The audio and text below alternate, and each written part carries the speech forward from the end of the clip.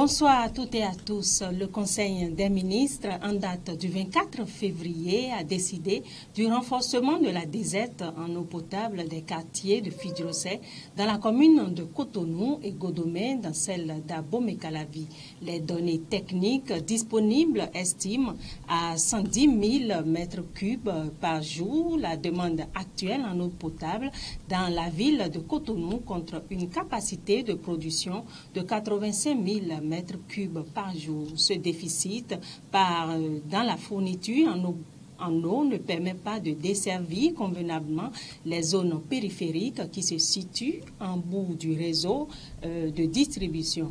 Aussi, en attendant le démarrage du projet d'adduction d'eau potable de Cotonou, phase 3, dont les études techniques détaillées sont en cours, une action urgente est-elle retenue dans le cadre des mesures gouvernementales de la lutte contre la COVID-19 pour renforcer l'alimentation en eau potable dans les dites zones aux fins de garantir la disponibilité permanente en eau au profit des populations.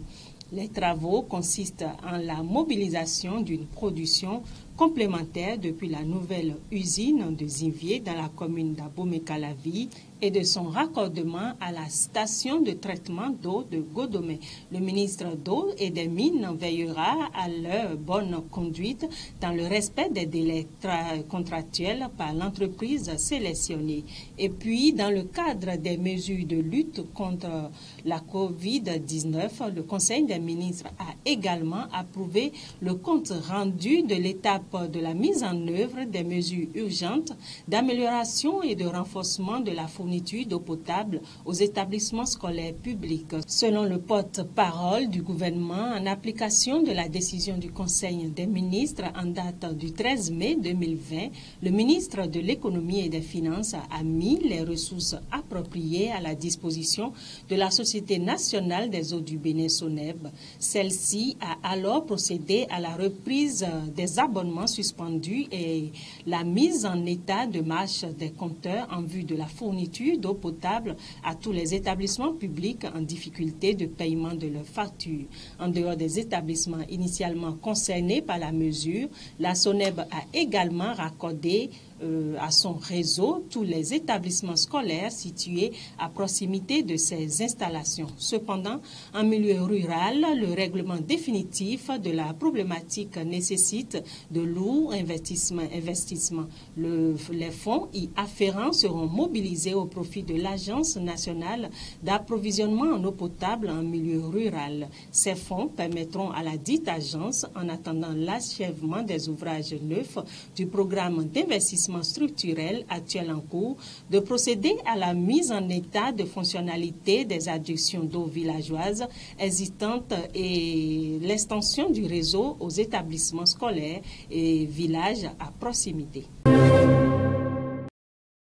Après le Borgou, le plateau Louémé et les collines, le Zou, l'Atlantique et le Mono, la vente et la consommation de la chicha viennent d'être interdites dans le département du littoral. L'arrêté datant du 19 février 2021 a été pris par le préfet Jean-Claude Kodia. Selon l'autorité préfectorale, il y aura une phase de sensibilisation qui va durer 2 semaines avant le démarrage de la répression. Au cours de la période de sensibilisation, les tenants et les aboutissants de la décision seront expliqués aux promoteurs des débits de boissons, des maquis et des boîtes de nuit.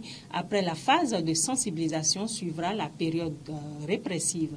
Il s'agira de contraventions et d'amendes. Les promoteurs seront appelés à payer en cas de non-respect des dispositions de l'arrêté une amende allant de 50 000 à 300 000 francs CFA, a fait savoir Jean-Claude Kodia. En cas de récidive, prévient-il, ces promoteurs verront leurs établissements fermés. S'agissant des consommateurs qui seront pris en flagrant délit d'usage de la chicha, ils seront passibles d'une amende allant de 10 000 à 50 000 francs CFA. Les parents d'une jeune fille fraîchement sortie de l'adolescence ont été arrêtés la semaine écoulée à Soava, un arrondissement de la commune d'Abomey-Calavi. Leur interpellation par la police républicaine fait suite à leur implication dans le mariage forcé dont leur fille est victime. Âgée de 17 ans, la jeune fille a été donnée en mariage forcé à un homme de leur localité à Soava, à Abomey-Calavi. Interpellés ce mardi 23 février, les parents de la jeune fille victime du mariage forcé sont gardés à vue au commissariat de la localité. Ils seront présentés au procureur les jours à venir. La jeune fille, précocement mariée, a affirmé qu'elle a subi déjà des violences de la part de son mari, un homme dont elle est devenue la femme avec la bénédiction de ses parents. Toujours à Soava, dans la commune d'Abomey-Calavi, un homme a été placé en garde à vue pour viol. Il est accusé d'avoir abusé d'une femme mariée âgée de 25 ans. La police a mis la main sur ce présumé violeur dans la soirée du mardi 13 février. Selon l'information rapportée par Frisson Radio, la présumée victime a confié à la police qu'elle a été agressée et violée par le mis en cause sur la voie. Interrogé, le violeur présumé nie les faits. Selon ses dires, il a agi avec le consentement de la jeune dame. Il ne se reconnaît pas donc dans les faits qui lui sont reprochés.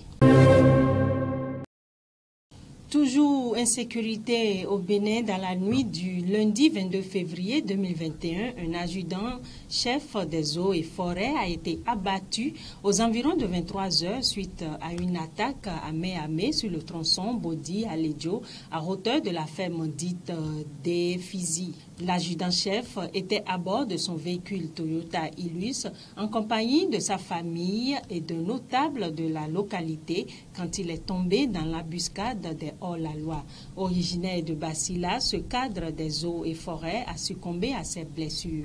Les auteurs de l'attaque, non encore identifiés, se sont dissipés dans la nature après leur forfait. Arrêtés en janvier dernier suite à des accidents mortels, 3 conducteurs de la société Ebomaf ont été jugés hier mercredi 24 février 2021. 2 ont été condamnés pour homicide involontaire et excès de vitesse et le procès du 3e renvoyé. Ils ont écopé chacun de 36 mois et de 24 mois de prison ferme. Le 3e mis en cause devra attendre le 7 avril pour être fixé sur son sort. Celui qui a écopé de 24 mois doit payer la somme de 122 millions de francs CFA au titre de dommages et intérêts réclamés par les parents de la victime.